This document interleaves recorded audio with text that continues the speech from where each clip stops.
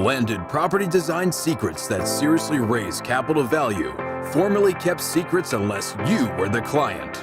10 steps to ensure your property's capital value is raised. Overall planning. So in point 1, we talked about the overall marketplace. And in point 2, we talked about the overall zoning.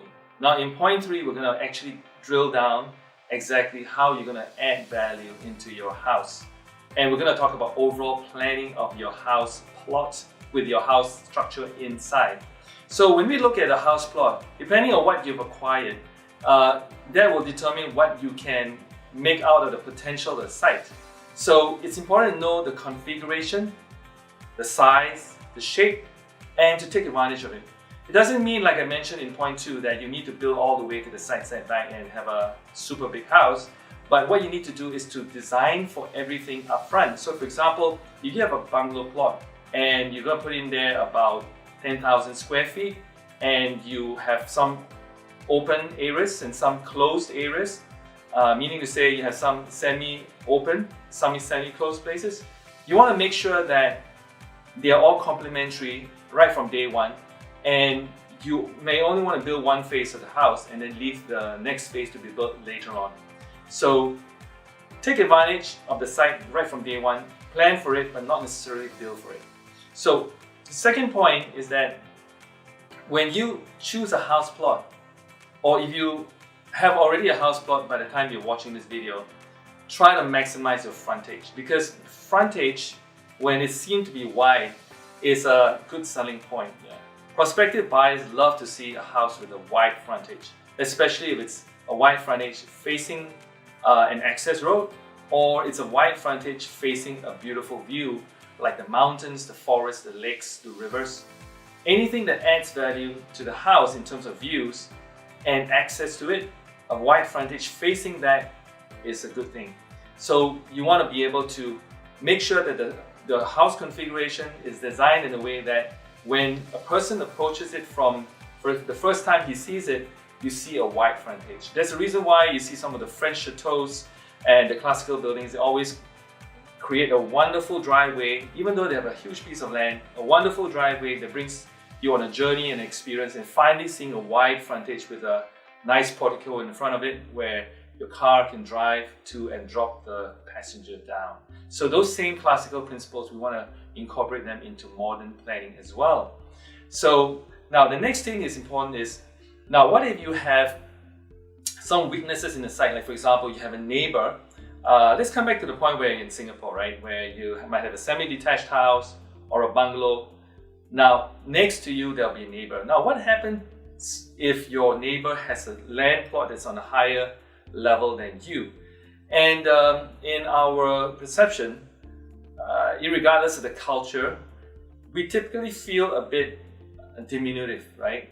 We feel that somebody is domineering above us, and that doesn't give you a good feeling, and therefore it doesn't bring up the value perception of the house. So in order to bring down the height difference from your neighbor, you can use landscaping to shield off your neighbor and use that as a way to bring the depth of your house all the way to the boundary line where your landscaping is. Now, if you have a slope behind you, then again, take advantage of the slope so that if there's no obstruction, you want to see as far as possible. But if there's an immediate obstruction below the slope, you still need to put some trees or some kind of landscaping in order to shield off that view if it's unsightly. But if it's okay, if it's not too much obstruction, if it's just a neighbor, that's fine. Just keep it as it is. Now, there's this other thing which I call the continuity of space and the continuity of visual linkage.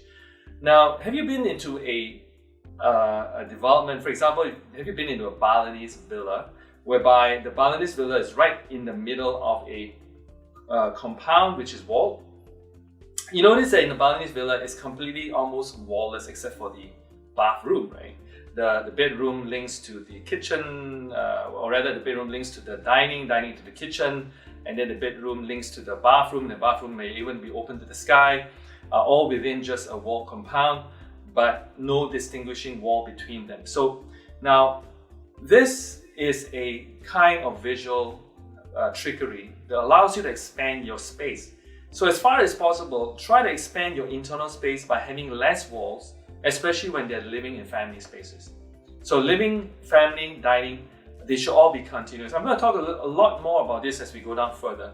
But just for now, I want to just emphasize the point that you want to have continuity of space, giving you the illusion that the space is larger than the house, beyond the walls of the house and into the gardens, and all the way to the boundary line, especially if you're not owning a chateau, right? Especially if you're owning even a smaller house, like say a semi-detached. And in a terrace house, then you want to have the continuity all the way to the front, where, because right next to you are the two neighbours, you can't have that continuity, they're just walls, but you want to have the continuity to the front and possibly to the back as well, and use some of the visual tools in order to create the length of space that continues from the inside of the house all the way to the exterior where the boundary wall is. Now, then the last point, the last sub point in this, in point 3, is I want to talk about how to play up the things which are desirable around your property and to play down the things which are not. Let's start with the things which are desirable, which I just mentioned, like water bodies, lakes, rivers, and horizons, and anything that's got an open and unobstructed view. You want to have a large frontage facing that beautiful view, and as much as possible have more windows, and window height should be full. And if you have open patios towards the kind of desirable views where you can enjoy the outdoors, maximize them. Okay, that really helps to bring up the value of your property.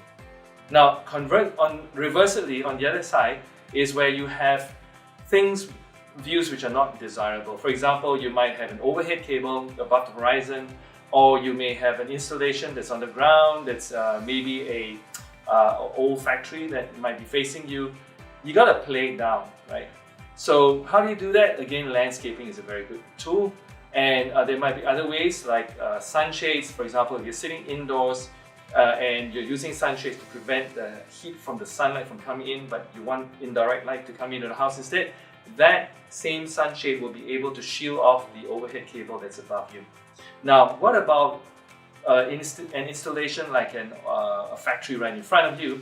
If there's a factory right in front of your dining space, for example, that's maybe on the eastern side of your house, or the western or the southern side, not where the driveway is, of course, it's probably on the other side, then it's also easy to play them down, because you can still use visual shielding using landscaping, or maybe even another structure, yeah, or that's complementary to your house. So this is where the architect comes in with something that is very unique, original, that is complementary, that is, even though it looks like it's a shield, it looks harmonious with the rest of the house, and perhaps there might be a space in between that you can actually use between that shield and the main structure that is taking advantage of that wall. Let's say it's a creeping wall coming down into a beautiful garden patio that then links back to the dining within the house. You can still have that same continuity, but at the same time have the shield against that visual undesirability. So that kind of concludes point number 3, and let's move on into point number 4 below.